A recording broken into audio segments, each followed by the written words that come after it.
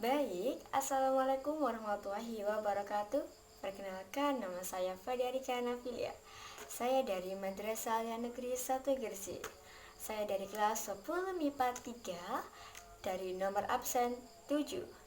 Di sini saya mendapatkan tugas dari Bapak Arif dalam mata pelajaran bimbingan konseling. Bab materi gejala sosial. Di sini saya akan menjabarkan 3 masalah gejala sosial yang sering terjadi di sekitar lingkungan kita dan juga banyak dialami oleh para anak-anak dan remaja. Pertama yaitu anak-anak atau remaja seringkali bergantung pada alat telekomunikasi.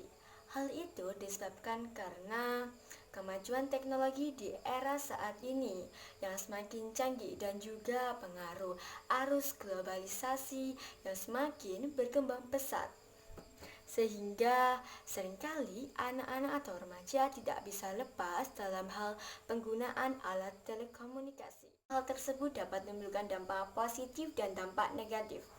Dapat menimbulkan dampak positif apabila dalam penggunaan alat telekomunikasi digunakan dengan semaksimal mungkin dan dipergunakan dengan baik.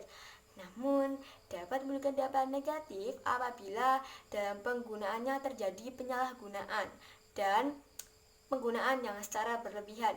Padahal, penggunaan secara berlebihan juga dapat mengganggu pertumbuhan dan perkembangannya.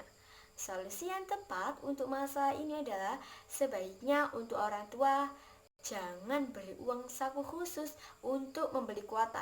Karena apa? Jika orang tua memberi uang saku khusus untuk anak, maka anak akan merasa bahwasanya dia bisa sebebasnya untuk mengakses internet dan juga dapat mempergunakan alat telekomunikasi sesukanya karena sudah ada jatah uang untuk membeli kuota.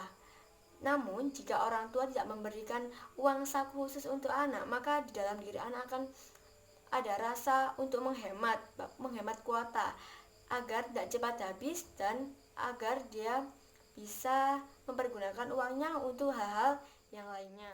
Masalah yang kedua yaitu anak-anak atau remaja, terutama laki-laki, seringkali pulang larut malam.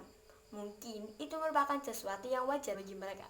Padahal itu merupakan suatu masalah yang sangat besar dan harus diatasi. Kenapa hal itu bisa terjadi?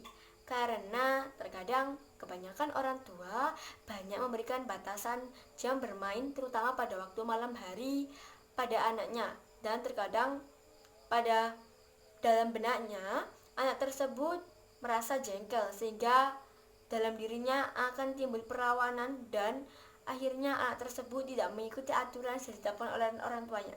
Padahal hal tersebut dapat mengakibatkan terganggunya aktivitas belajarnya di rumah dan juga di sekolah. Kenapa? Karena kalau pulang larut malam, akhirnya dia di sekolahnya mengantuk. Kemudian pulang malam juga berisiko tinggi untuk kegiatan kriminalitas karena pada jam-jam malam banyak orang yang melakukan kriminal seperti begal, pembunuhan, perampokan. Seperti itu hal tersebut dapat ditangani. Seharusnya untuk orang tua berikan kenyamanan untuk anak agar anak betah untuk tinggal di rumah sehingga anak tidak ingin keluar.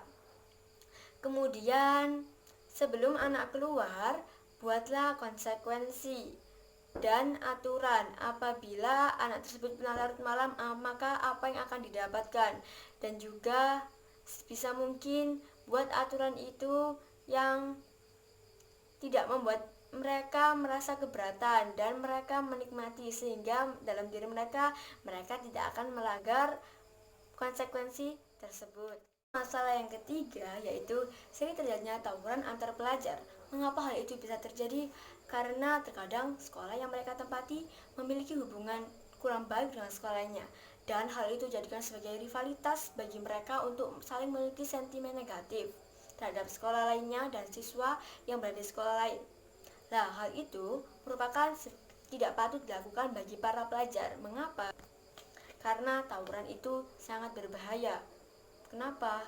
Nanti bisa menimbulkan luka-luka pada tubuhnya dan juga yang paling fatal dapat menimbulkan kematian pada pelajar. Lah, hal tersebut sebenarnya dapat diatasi dengan cara yaitu satu, menjaga dan menjalin komunikasi yang baik antara anak dengan orang tuanya. Yang kedua yaitu sebaiknya dalam diri anak ditanamkan pendidikan berkarakter seperti disiplin, sopan, dan santun, dan bertanggung jawab atas apa yang telah mereka perbuat. Yang ketiga, sebaiknya sekolah bertindak tegas dalam hal tersebut.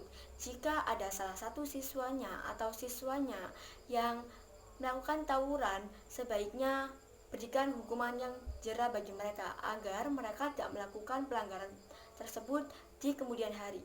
Sekian dari saya. Wassalamualaikum warahmatullahi wabarakatuh.